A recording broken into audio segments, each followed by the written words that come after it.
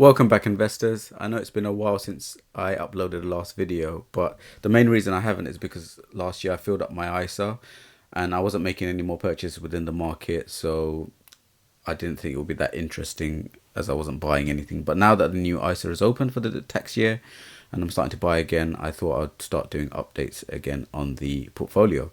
Now, what's been happening since then? Well, the major one is these Trump tariffs that have been causing havoc in the market. So I more or less lost most of the gains that I made last year, but I think we are starting to see some progress right now where Trump wants a lot of the people that he wants to negotiate to come to the table, and this is happening. The only exception being at the moment is China, but I think at some point they'll come to the table as well, and we will start seeing markets go back to all-time highs again.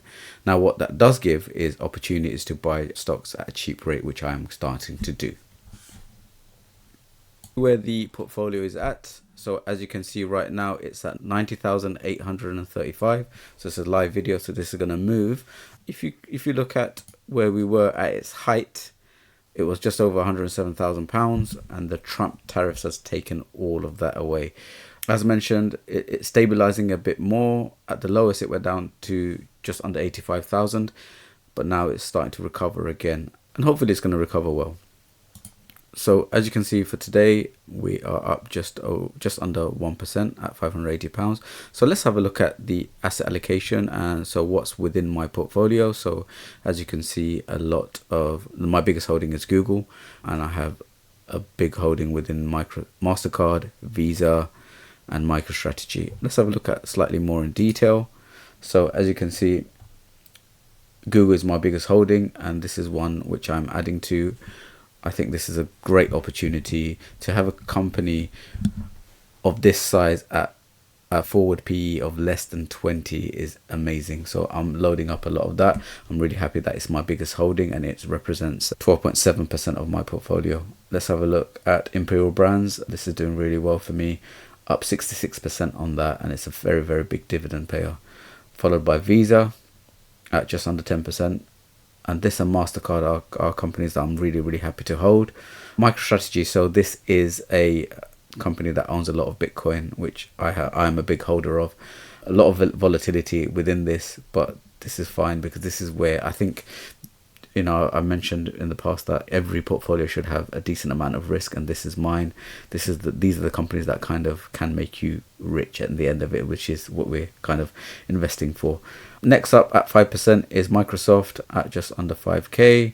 I'm up just over 1% on this. Now, again, a lot of these gains that I had on these companies, just like the market, is being torn apart by these tariff wars, but these are still good companies that are going to do well in the future. Again, another 5% holder in Tesla, up 16.62%.